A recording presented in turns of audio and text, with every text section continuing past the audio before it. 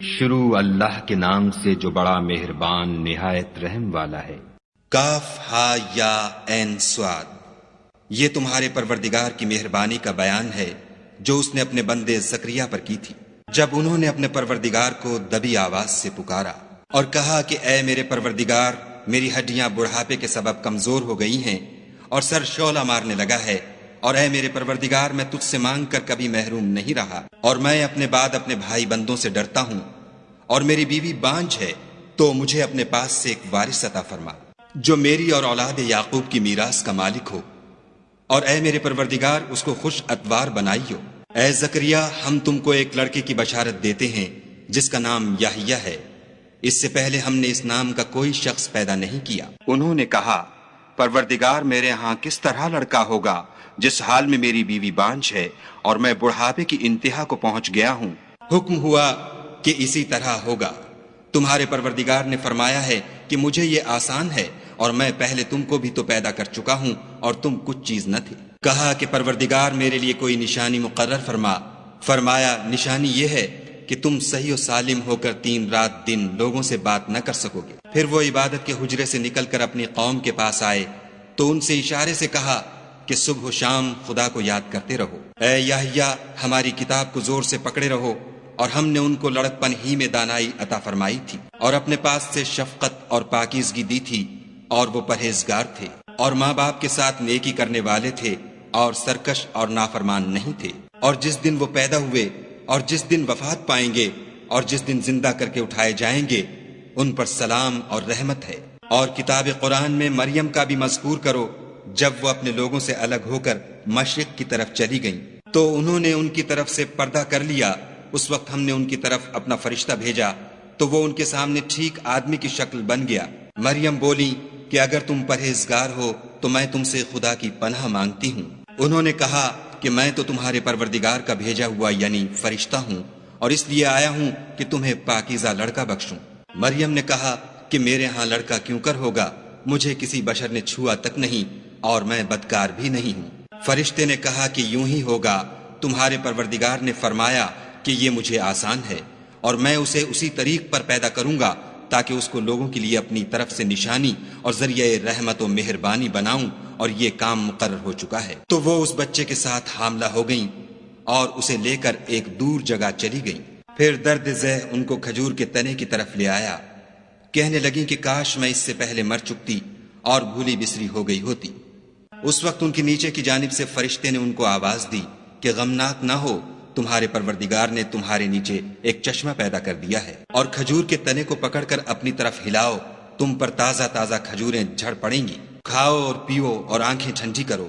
اگر تم کسی آدمی کو دیکھو تو کہنا کہ میں نے خدا کے لیے روزے کی منت مانی، تو آج میں کسی آدمی سے ہرگز کلام نہیں کروں گی۔ پھر وہ اس بچے کو اٹھا کر اپنی قوم کے لوگوں کے پاس لے آئیں۔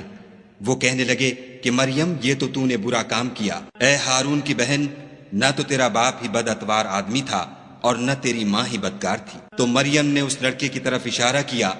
وہ بولے کہ ہم اس سے کہ گود کا بچہ ہے کیوں کر بات کریں۔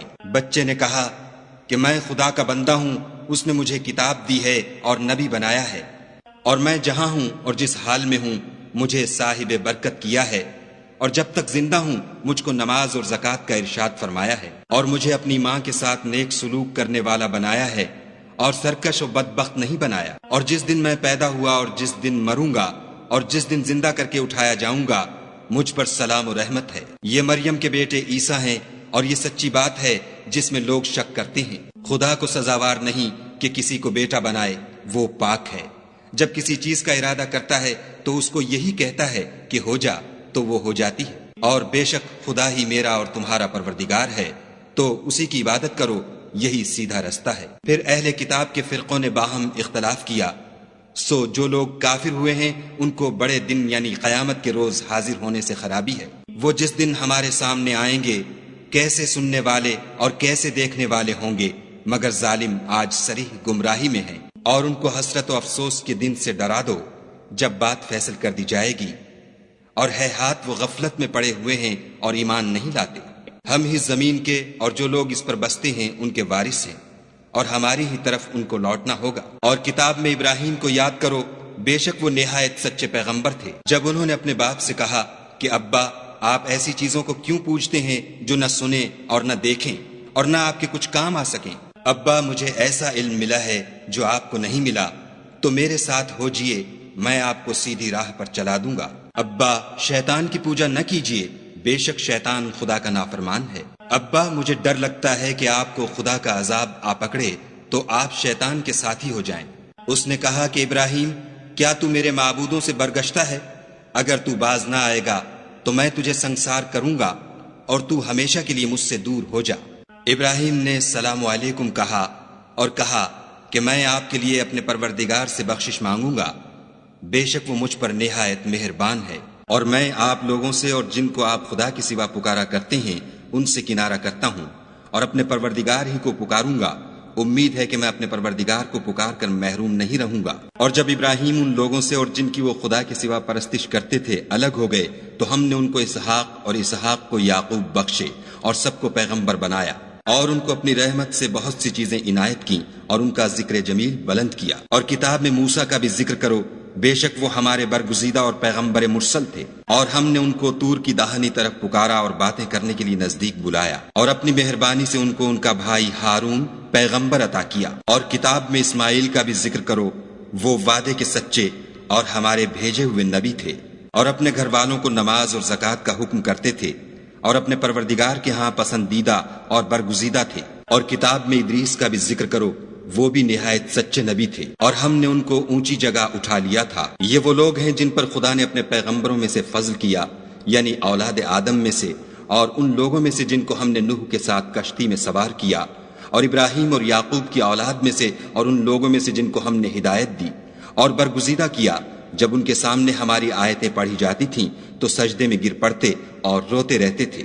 پھر ان کے بعد چند ناخلف ان کے جانشین ہوئے جنہوں نے نماز کو چھوڑ دیا، گویا اسے کھو دیا، اور خواہشات نفسانی کے پیچھے لگ گئے، سو عنقریب ان کو گمراہی کی سزا ملے گی۔ ہاں، جس نے توبہ کی اور ایمان لایا اور عمل نیک کیے تو ایسے لوگ بہشت میں داخل ہوں گے اور ان کا ذرا نقصان نہ کیا جائے گا، یعنی بہشت جاویدانی میں جس کا خدا نے اپنے بندوں سے وعدہ کیا ہے اور جو ان کی آنکھوں سے پوشیدہ ہے، بے شک اس کا وعدہ نیکوکاروں کے سامنے آنے والا ہے۔ وہ اس میں سلام کے سوا کوئی بیہودہ کلام نہ سنیں گے، اور ان کے لیے صبح و شام کھانا تیار ہوگا۔ یہی وہ جنت ہے جس کا ہم اپنے بندوں میں سے ایسے شخص کو مالک بنائیں گے جو پرہیزگار ہوگا۔ اور فرشتوں نے پیغمبر کو جواب دیا کہ ہم تمہارے پروردگار کے حکم کے سوا اتر نہیں سکتے، جو کچھ ہمارے آگے ہے اور جو پیچھے ہے اور جو ان کے درمیان ہے سب اسی کا ہے، اور تمہارا پروردگار بھولنے والا نہیں، یعنی آسمان اور زمین کا اور جو ان دونوں کے درمیان ہے سب کا پروردگار۔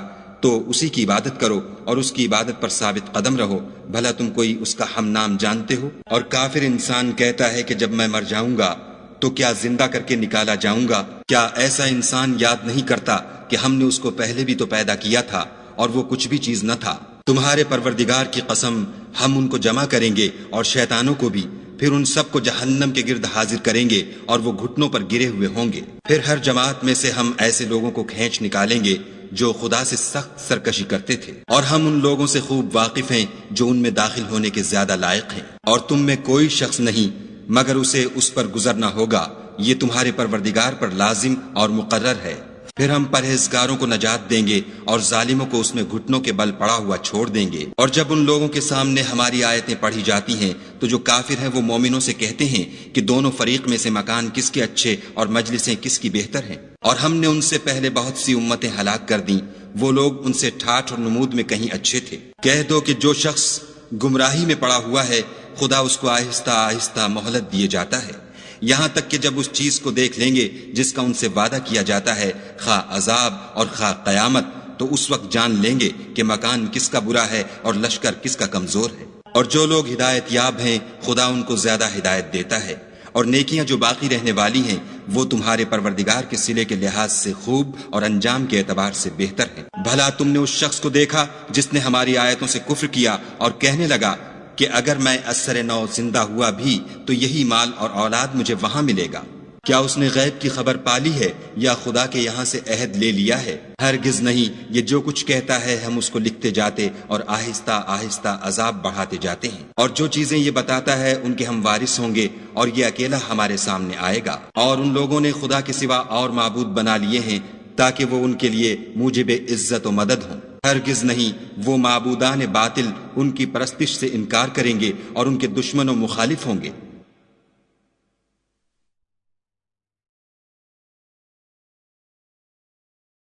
کیا تم نے نہیں دیکھا کہ ہم نے شیطانوں کو کافروں پر چھوڑ رکھا ہے کہ وہ ان کو برانگیختہ کرتے رہتے ہیں؟ تو تم ان پر عذاب کے لیے جلدی نہ کرو، اور ہم تو ان کے لیے دن شمار کر رہے ہیں، جس روز ہم پرہیزگاروں کو خدا کے سامنے بطور مہمان جمع کریں گے اور گناہ گاروں کو دوزخ کی طرف پیاسے ہانک لے جائیں گے۔ تو لوگ کسی کی سفارش کا اختیار نہ رکھیں گے مگر جس نے خدا سے اقرار لیا ہو، اور کہتے ہیں خدا بیٹا رکھتا ہے۔ ایسا کہنے والو، یہ تو تم بری بات زبان پر لاتے ہو۔ قریب ہے کہ اس افطرا سے آسمان پھٹ پڑے اور زمین شق ہو جائے اور پہاڑ پارا پارا ہو کر گر پڑے کہ انہوں نے خدا کے لیے بیٹا تجویز کیا، اور خدا کو شایع نہیں کہ کسی کو بیٹا بنائے۔ تمام شخص جو آسمانوں اور زمین میں ہیں سب خدا کے روبرو بندے ہو کر آئیں گے۔ اس نے ان سب کو اپنے علم سے گھیر رکھا اور ایک ایک کو شمار کر رکھا ہے، اور سب قیامت کے دن اس کے سامنے اکیلے اکیلے حاضر ہوں گے۔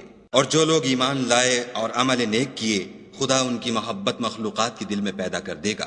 اے پیغمبر صلی اللہ علیہ وآلہ وسلم، ہم نے یہ قرآن تمہاری زبان میں آسان نازل کیا ہے تاکہ تم اس سے پرہیزگاروں کو خوشخبری پہنچا دو اور جھگڑالوؤں کو ڈر سنا دو۔ اور ہم نے ان سے پہلے بہت سے گروہوں کو ہلاک کر دیا ہے، بھلا تم ان میں سے کسی کو دیکھتے ہو یا کہیں ان کی بھنک سنتے ہو؟